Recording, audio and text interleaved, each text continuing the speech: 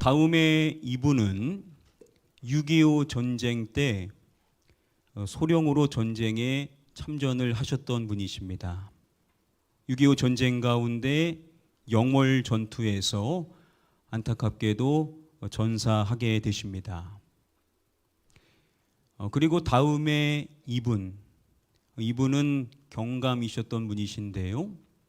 6.25 전쟁 후 경찰 업무 중에 또 안타깝게도 순직하게 되십니다. 그리고 다음에 이분은 6.25 전쟁 당시 17세의 나이로 학도병으로 전쟁에 참여를 했습니다. 그런데 전쟁 가운데 낙동강 방어 전투하는 가운데 그곳에서 실종당하게 되고 결국 시신을 찾을 수가 없었습니다. 이 세 분, 첫 번째 말씀드렸던 이분의 성함 심일이라는 분이시고요. 두 번째 이분의 성함 심민이라는 분이시고, 세 번째 이분의 성함 심익이라는 분이십니다. 바로 이 세 분은 형제셨던 것입니다. 그런데 장남 심일 군께서는 6.25 전쟁에서 전사당하게 되시고, 그리고 차남 신민 군께서는 6.25 전쟁 후 경찰 업무 중 순직을 당하고, 그리고 삼남 심익 군께서는 6.25 전쟁 가운데 실종되어지게 되었던 것입니다. 이렇게 귀한 세 아들을 다 잃게 되었었던 그들의 어머니, 그 어머니의 성함은 조보매라는 여사셨습니다. 2015년도에 국가보훈처에서 6.25 전쟁 영웅으로서 이 조보매 여사를 선정하였었습니다. 우리가 짐작할 수 있는 것처럼 남은 평생 그 귀한 세 아들을 가슴에 묻고 평생 고통 가운데 사셨을 이 조보매 여사, 이분이야말로 6.25 전쟁의 영웅이 아닐 수 없기 때문에 국가보훈처에서 영웅으로 선정을 하였었던 것입니다. 가족을 떠나보낸 아픔 다 크겠지만 자식을 먼저 보낸 그 부모의 아픔은 누구도 헤아릴 수 없을 만큼 고통스러운 것이죠. 결코 잊을 수 없고 평생 가슴에 묻고 슬픔과 고통 가운데 인생을 살 수밖에 없는 것이 자녀를 먼저 보낸 부모의 마음이 아닐 수가 없을 것입니다. 우리는 이 수예배를 통해서 사무엘 하의 말씀 계속 이어서 살펴보고 있습니다. 이제 드디어 19장의 말씀에 들어가게 되는데요. 오늘 1절부터 8절까지의 말씀을 함께 고찰해 보도록 하겠습니다. 우리 본문 시작의 말씀 함께 한 목소리로 읽어보도록 하겠습니다. 어떤 사람이 요압에게 아르되 왕이 압살롬을 위하여 울며 슬퍼하시나이다 하니. 우리가 지난 내용들을 정리해 보면요, 압살롬이 반역을 일으켜서 헤브론에서 왕이 됩니다.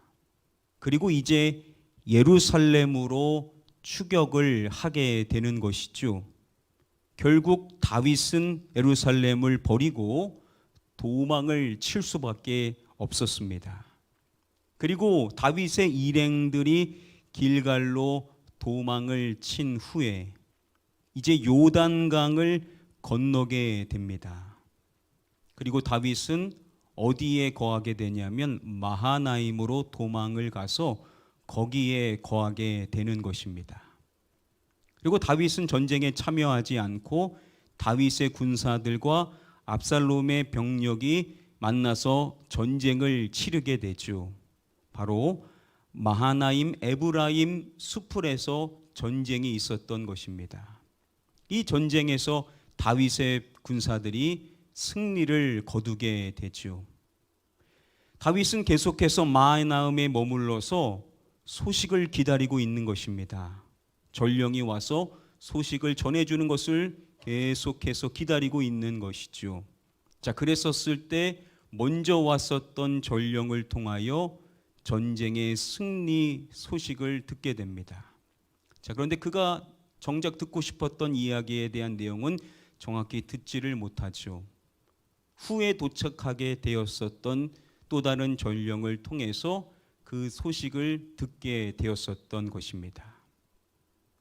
자, 그리고 오늘 19장에 들어가서 요압에게 어떠한 사람이 이야기를 하는 것입니다.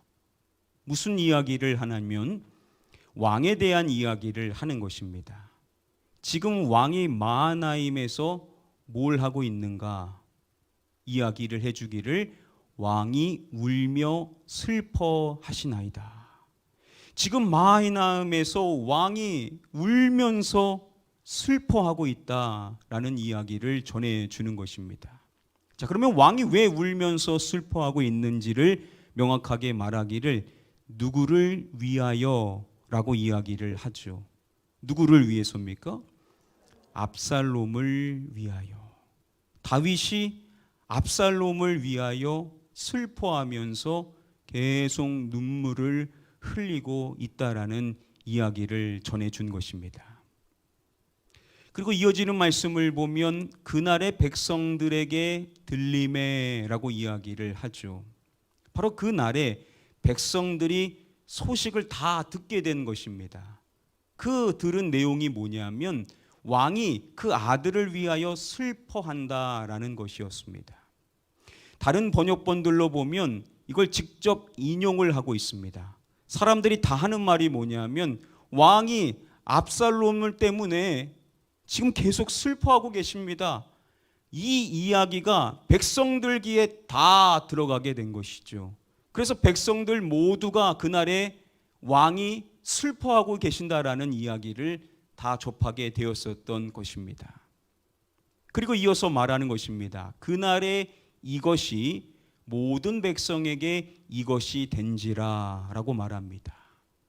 그날의 승리가 모든 백성에게 슬픔이 된지라. 자, 이날은 승리한 기쁨의 날입니다. 그런데 모든 백성에게 그 승리가 무엇이 됐다라고요? 슬픔이 됐다라는 겁니다.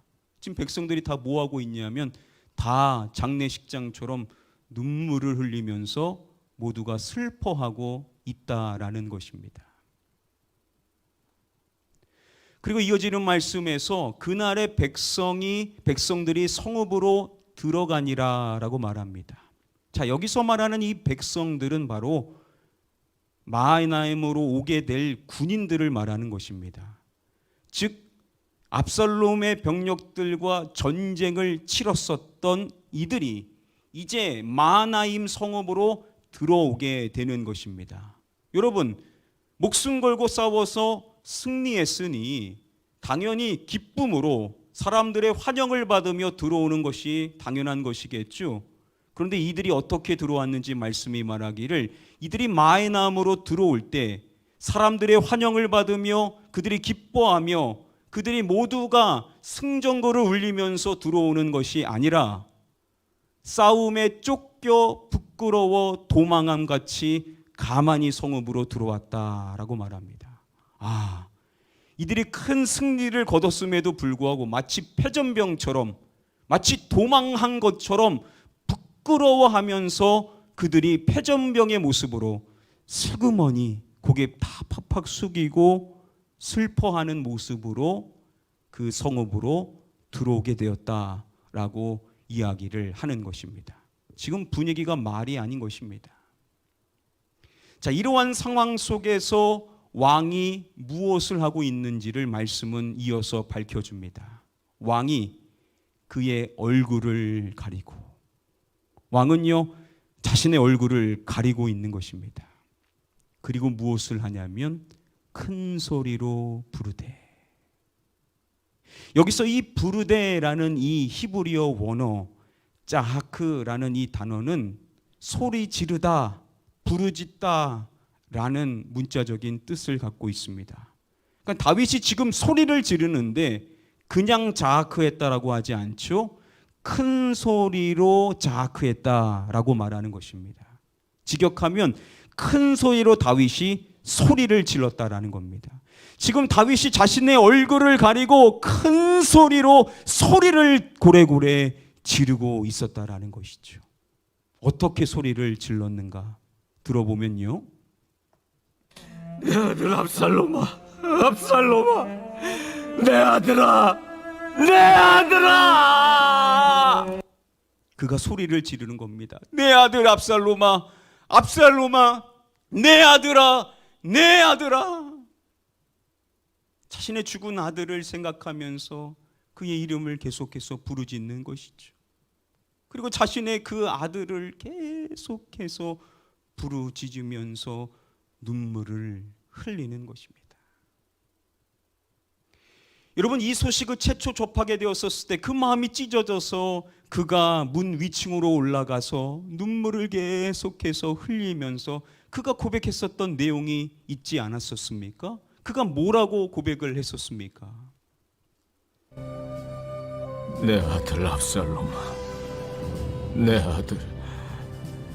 아들 압살롬아, 차라리 내가 너를 대신하여 죽었다면 압살롬 내 아들아, 내 아들아, 내 아들 압살롬아, 압살롬아, 내 아들아, 내 아들아.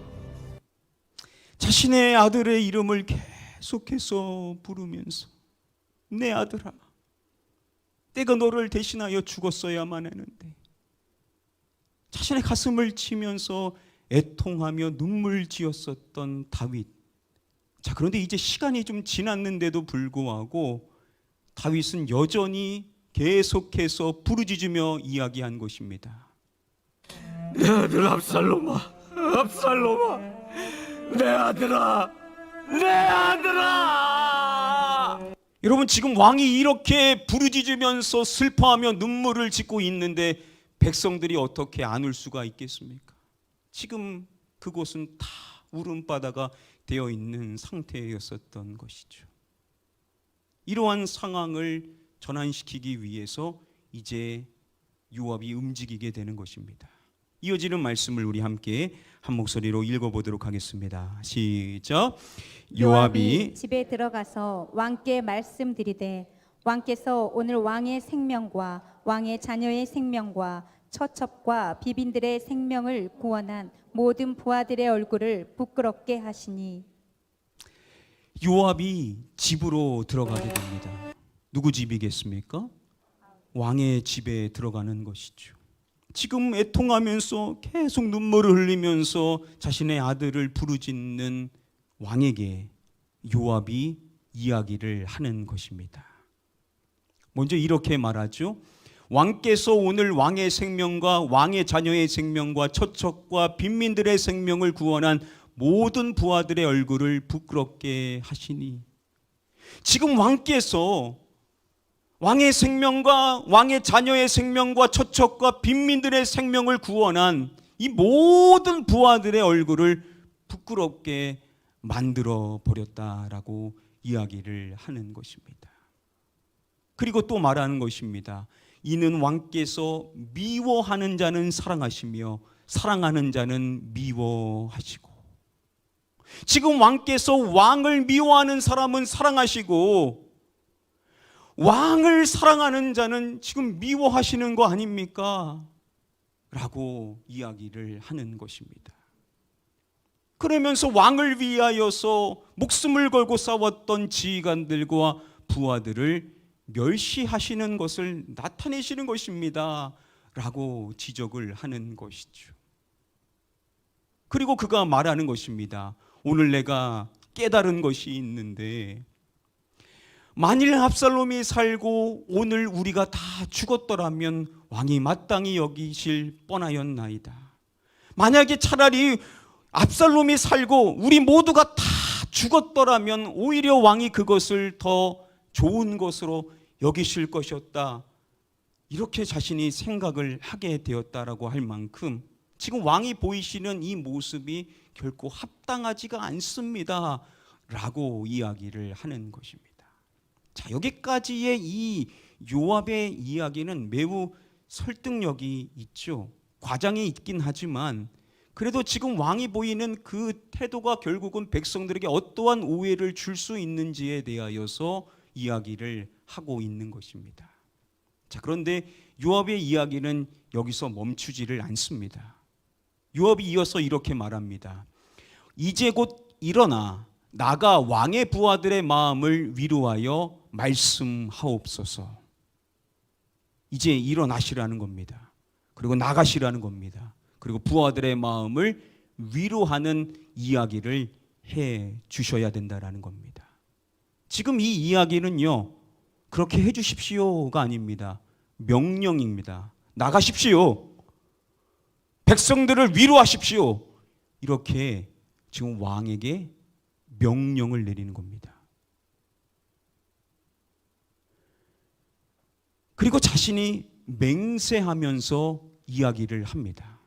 제가 맹세를 하는데요, 왕이 만일 나가지 아니하시면 오늘 밤에 한 사람도 왕과 함께 머물지 아니할지라. 만약에 제 말대로 왕이 나가지 아니하신다면 오늘 밤에 좀 있으면 백성들 가운데 왕편에 서실 사람 한 명도 남지 않을 것입니다. 이런 식으로 이야기를 하는 것입니다. 여러분, 이 말인즉 한 명도 남지 않는다. 본인도 안 남겠다라는 뉘앙스 아니겠습니까? 지금 이 이야기를 하고 있는 요압의 태도가 얼마나 오만한지 모릅니다. 거의 지금 왕에게 뭐 하는 거냐면 반 협박을 하고 있는 겁니다. 만약 제 말대로 제 명령대로 하지 않으면 어떻게 되는지 두고 보십시오. 제가 맹세하는데 왕은 이제 완전히 버림받게 될 것입니다. 이런 식으로 협박하면서 이야기를 하는 것입니다. 여러분, 이 정도 했으면 지금 벌써 선을 넘은 거 아닙니까? 자, 그런데 그는 여기서 멈추지를 않습니다. 그가 이어서 말합니다. 그리하면 그 무엇이 왕이 젊었을 때부터 지금까지 당신의 모든 무엇보다 더욱 심하리이다 라고 말합니다. 그리하면 그 화가 왕이 젊었을 때부터 지금까지 당하신 모든 화보다 더욱 심하리이다. 제 말대로 하지 않아서 다 백성들이 떠나게 되면 왕이 화를 당하실 건데, 왕이 젊었을 때부터 지금까지 당하신 그 모든 화보다 더 심한 화를 당하실 것입니다. 이렇게 이야기를 하는 것입니다. 거의 저주에 가까운 이야기를 하는 것이죠. 여러분, 지금 요압이 왕에게 말하는 내용, 이 내용을 가만히 살펴보면 지금 완전히 왕에게 명령을 하고 왕에게 협박을 하면서 윽박을 지르면서 저주에 가까운 이야기를 하면서 지금 왕에게 대하는 태도가 이게 보통이 아닌 겁니다. 이제 요압이 완전히 마음이 바뀌었다라는 것을 우리가 분명하게 확인을 해볼 수가 있죠. 이제 앞으로 내용이 어떻게 전개될지 우리가 짐작을 할 수가 있는 사항인 겁니다. 여러분, 요압이 이렇게도 강하게 하는 이유가 뭘까요? 여러분, 왕이 전쟁에 나가기 전에 가장 먼저 요압에게 명령했었던 내용이 무엇이었습니까? 압살롬을 너그러이 대우하라 라고 백성들이 다 보는 앞에서 무엇보다도 첫 번째로 군대 장관인 요압에게 명령을 하지 않았었습니까? 압살롬을 살리라는 것이었죠. 그런데 요압은 어떻게 합니까? 다른 백성들은 왕의 명령 때문에 주저하고 있는데 요압이 자신의 창 3개를 들고 압살롬의 심장을 찌르는 일을 행했었던 사람이 바로 요압이었죠. 지금 이 요압이라는 사람이 왕을 위하는 것 같고 나라를 위하는 것 같지만 이 요압이라는 사람은 왕의 명령 따위는 전혀 중요하게 여기지 않는 사람이었다라는 거죠. 그러한 사람이 지금 왕한테 명령하며 협박식으로 이야기를 하는 겁니다. 여러분, 그러면 만일 저와 여러분들이 그 이야기를 들은 사람이라면 어떻게 하겠습니까, 여러분? 저와 여러분들이 그러한 입장이라고 한다면 이 사람에게 어떻게 반응을 하겠냐라는 겁니다. 이어지는 말씀 마지막에 이제 다윗이 어떻게 행동을 했는지에 대해서 이제 마지막으로 이야기를 해주는 것입니다. 우리 이어지는 본문 말씀 함께 한 목소리로 읽어보도록 하겠습니다. 시작. 왕이 일어나 성문에 앉음에 어떤 사람이 모든 백성에게 말하되 왕이 문에 앉아 계신다 하니 모든 백성이 왕 앞으로 나아오니라. 이스라엘은 이미 각기 장막으로 도망하였더라. 자, 왕이 무엇을 했는지 이제 마지막으로 이야기를 해주죠. 왕이 일어나는 것입니다. 슬픔의 자리에서, 애통의 자리에서, 절규했었던 자리에서 이제 일어나는 것이죠. 자, 그리고 왕의 행동을 말씀해 줄 때 어디에 앉음에라고 이야기를 해줍니다. 어디에 앉았다라고 하죠? 성문을 이야기합니다. 다윗이 성문에 앉았다라고 이야기를 합니다. 이 성문이라는 곳이 어디냐면 바로 왕이 백성들을 만나게 되는 장소입니다. 그래서 그가 거기 앉았다라는 것은 다시 왕의 직무를 수행하기 시작했다라는 것을 나타내주는 표현인 것이죠. 바로 다시 백성들 앞에 서게 되는 겁니다. 백성들을 만나겠다라는 것이죠. 즉 다시 왕의 직무에 충실히 행하겠다라는 것을 왕이 보여주게 되었던 것이죠. 자, 그래서 이 소식을 듣게 되었었을 때 모든 백성들에게 이 이야기를 전하게 되는 것입니다. 자, 그랬더니 이제 모든 백성이 왕 앞에 나오게 되었고 왕과 백성이 마주하게 되었다라는 것을 이야기를 해주는 것입니다. 자, 그러면 우리가 생각해 볼 수 있는 것이 다윗이 모든 것 다 잊어버리고 그냥 계속 절규하면서 애통하면서 눈물 흘리면서 아들의 이름을 부르짖던 그가 요압이 와가지고 그에게 명령하면서 반협박을 했더니 그랬더니 왕이 정신을 차리고 다시금 왕의 자리로 서서 백성들을 대하게 되었는가.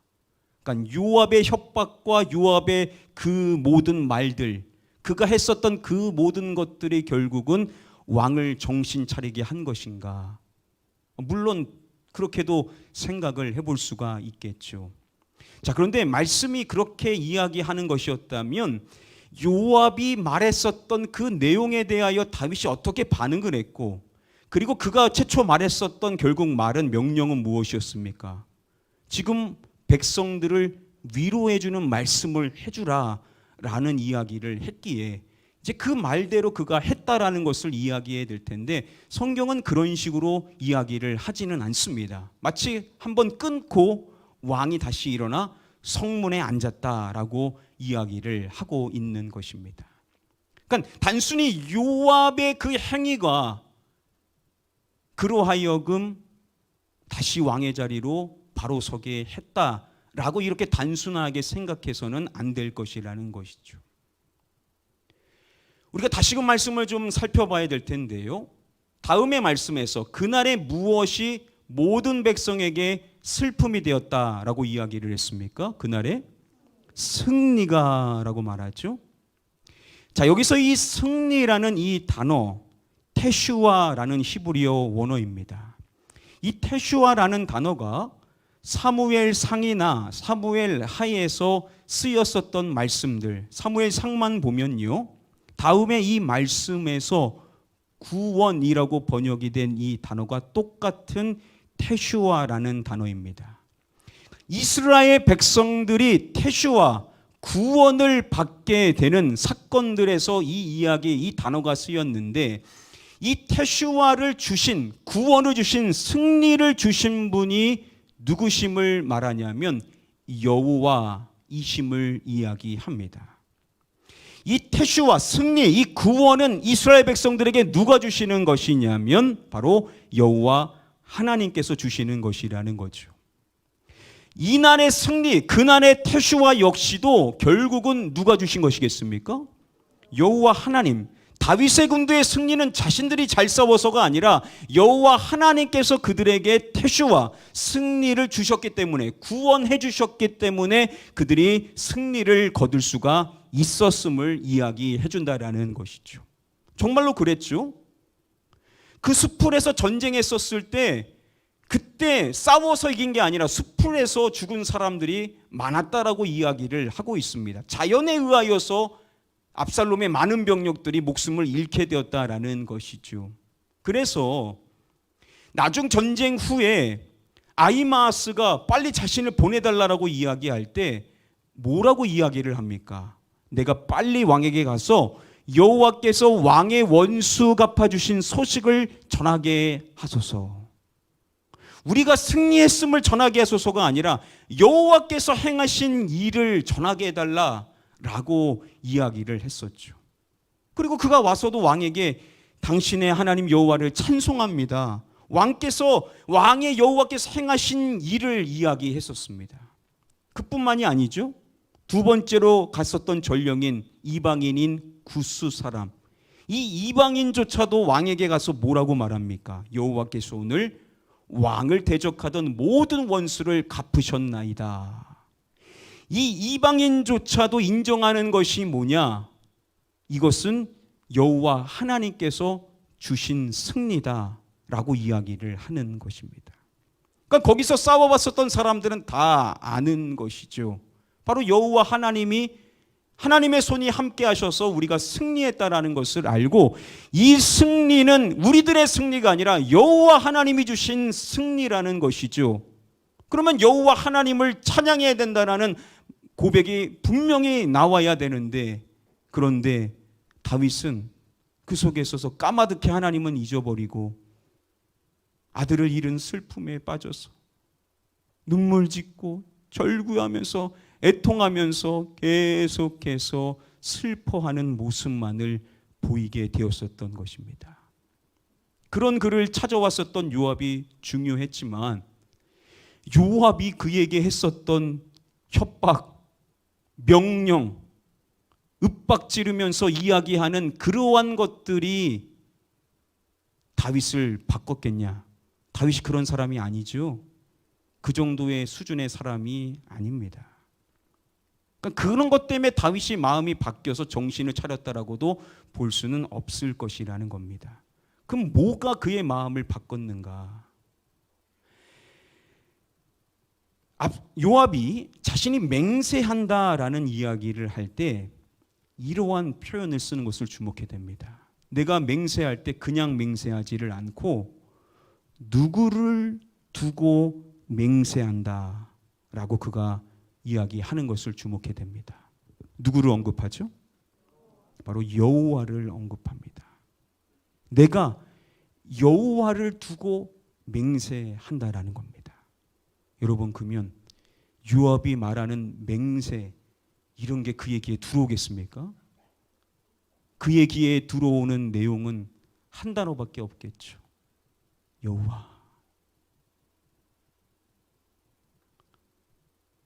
그가 까맣게 잊고 있었던 것입니다. 슬픔으로 인하여서 하나님을 완전히 까맣고 잊고 있었는데, 요압이 와가지고 하는 이야기 가운데 다른 내용은 하나도 귀에 들어오지를 않았었을 것입니다. 그런데 한 단어가 그의 귀에 들어오는데, 여호와, 여호와, 여호와. 아마도 다윗의 귀에는 이 단어가 계속해서 맴돌지 않았겠습니까? 여호와, 여호와, 여호와. 그렇죠. 지금껏 다윗의 인생을 지탱해 주신 분, 잠깐 흔들린 적이 있지만 다윗이라는 사람은 사람 의지하면서 살아가는 사람이 아니었죠. 여호와 하나님, 그 하나님께 회개했었고 그 하나님의 심판 안에 있지만 여전히 자신을 지탱해 주고 계신 분은 여호와 하나님이셨는데, 너무 슬프다 보니까 그 하나님을 까맣게 잊고 있었는데, 그 여호와 하나님을 그가 다시금 생각하게 되었다라는 것이죠. 그랬더니 그가 다시 왕의 역할을 하는 자리로 아무렇지도 않다는 듯이 서게 되었다라는 것이죠. 결론입니다. 다윗은 여호와 하나님을 생각하여 슬픔을 딛고 다시 사명의 자리로 나아간 것이라는 것입니다. 그렇습니다, 여러분. 우리가 어떻게 다시 사명의 자리로 갈 수 있는가? 우리가 어떻게 아무렇지 않은 척 다시 원래의 모습으로 돌아가서 하나님이 나에게 주신 사명에 따라 인생을 살아갈 수 있는가? 물론 사람의 도움도 있을 수 있고 위로도 필요할 수 있고 시간이 필요할 수도 있겠지만, 그러나 우리는 하나님이 우리를 부르시고 하나님이 우리를 구원하시고 하나님이 우리에게 사명을 주셔서 하나님 때문에 오늘 우리가 이곳에 있는 것을 진정으로 고백하는 자이기에 우리 역시도 우리 여호와 하나님을 생각함으로써 다시금 하나님이 기뻐하시는 자리로 나아가는 자가 되어야만 될 줄 믿습니다. 여호와 하나님을 생각하는 것, 여호와 하나님, 나의 힘이 되신 여호와 하나님, 나의 목자 되시는 여호와 하나님, 나의 피할 바위가 되시는 여호와 하나님. 여러분, 다윗이 고백하는 하나님에 대한 신앙의 고백이 얼마나 많이 있습니까? 그렇죠. 너무나 슬프지만, 가슴이 지금도 찢어지지만, 지금도 울부짖고 싶지만, 지금도 주저앉고 싶지만, 다시금 사명의 자리로 나아가는 이유는 단 하나, 여호와 하나님. 우리 하나님을 생각함으로써 우리도 다시금 마음 강하게 먹고, 여전히 힘들 수 있지만 저와 여러분들 다시 사명의 자리로 나아가기를 축복합니다. 누가 여러분들을 위로해 줄 수 있겠습니까? 시간이 필요할 수도 있겠죠. 그러나 여러분, 시간이 다 해결해 주지는 않더라고요. 물론 억지로 할 수는 없습니다. 그러나 우리가 다시금 여호와 하나님께 사로잡혀서, 그렇지, 내가 지금껏 사람 때문에 살아온 것이 아니지, 내 자녀도 중요하고 내 배우자도 중요하고 내 교회 성도님들도 중요하고 그 어떤 사람도 중요하지만 나를 부르시니, 나를 택하시고 나를 구원하시고 나에게 사명을 주시고 나를 부르신 여호와 하나님, 그 하나님을 생각함으로써 우리가 다시금 하나님이 기뻐하시는 자리로 서게 될 수 있게 될 줄 믿습니다. 그러한 하나님의 은혜를 기억하며 하나님 생각하고 다시금 하나님 기뻐하시는 자리로 나아가시는 저와 여러분들 되시기를 간절히 주님의 이름으로 축복하며 축원합니다.